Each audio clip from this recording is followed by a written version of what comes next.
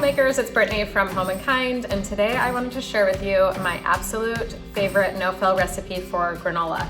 This is a recipe that I have used for years and years. I've made huge batches of it and given it away as gifts. It is always a hit, and I love how easy it is to customize. You can mix in any dried fruit you want or just have granola and nuts. It is so tasty. We love it over a bowl of yogurt with some fruit mixed in, and I am certain you're gonna love it too. So here's how you make it.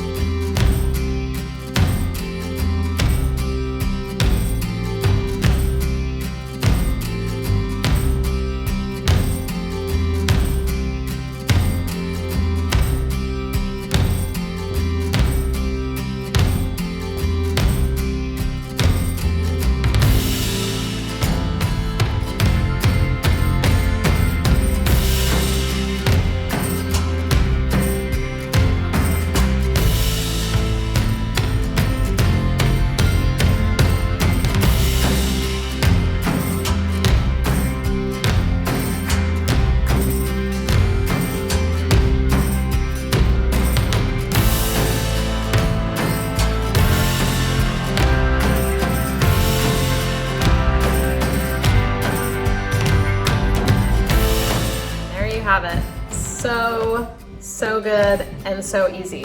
So I will put the link to the blog post that has this full recipe in the description, and make sure to check out my blog for more easy recipes and tips for practical homemaking.